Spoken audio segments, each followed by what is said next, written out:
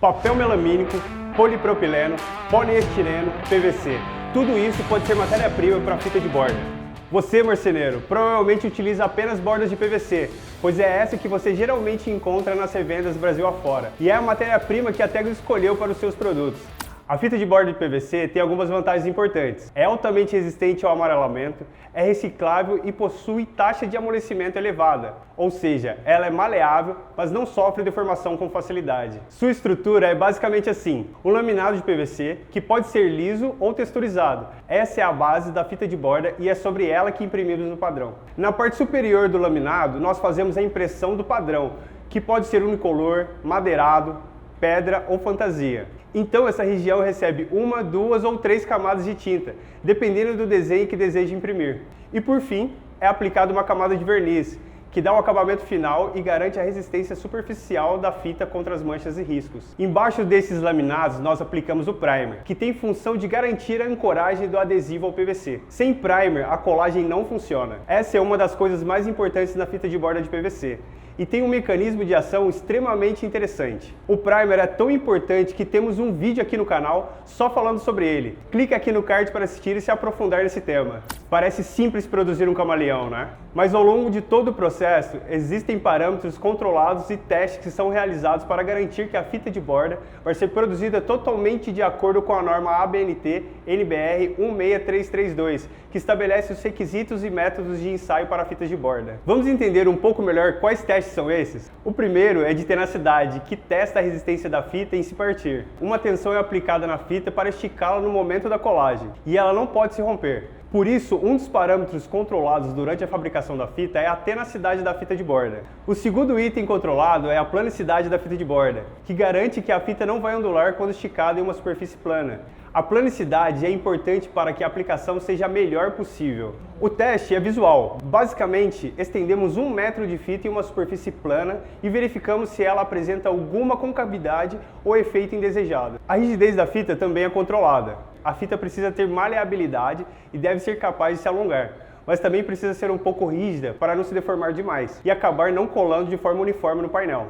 O PVC é diretamente afetado pela temperatura por ser um termoplástico. No frio, em temperaturas menores que 16 graus, o PVC pode ficar mais rígido, tendendo a se quebrar. No calor, fitas que ficam mal acondicionadas, estocadas em ambientes muito quentes, podem ondular. E isso acontece não por defeito de fábrica, mas porque foi armazenada de forma inadequada, a uma temperatura muito alta, fazendo o PVC se deformar. Para evitar as duas situações, nós controlamos a rigidez da fita ao longo do processo de extrusão do PVC, aplicando aditivos à sua composição.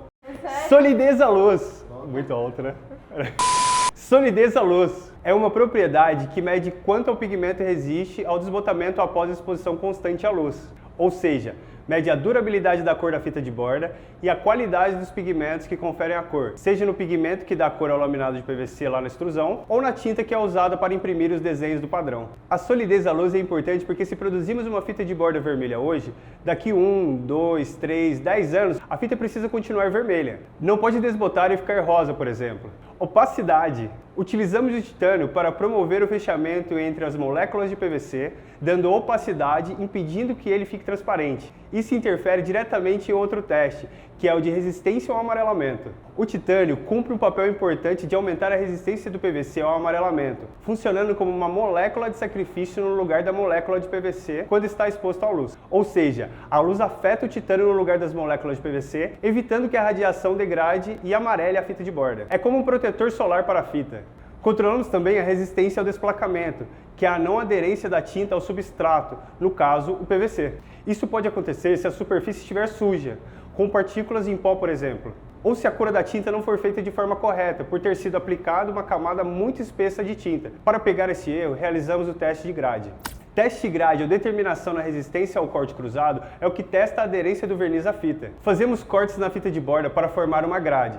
Sobre os cortes colocamos fita adesiva, depois removemos, puxando-a rapidamente. Esse teste é feito em 100% dos materiais que passam pela impressão, nas 3 regiões da bobina, lateral direita, esquerda e centro. E a meta é ter 0% de área removida. Outro teste que vale a pena mencionar é o de resistência ao risco. Este é feito em laboratório para verificar a aderência e a resistência do verniz ao substrato de PVC. Neste teste, colocamos uma amostra de PVC em um equipamento com material abrasivo, que gira rapidamente sobre a superfície do verniz da amostra, e contamos quantos ciclos o laminado de PVC suporta sem sofrer nenhum dano. Começou a atacar a tinta? Nós paramos o processo e marcamos a quantidade de ciclos suportados. Só para vocês terem uma ideia, a fita de borda Tegus, por exemplo, suporta 300 rotações com verniz fosco e 200 rotações com verniz alto brilho. Nós também verificamos a resistência química do verniz com o teste de cetona. Ele é feito assim: pano embebido em cetona, passado 10 vezes sobre a fita. Daí, avaliamos a fita, o pano e verificamos se houve alteração na cor, brilho, se houve remoção nas partículas da fita.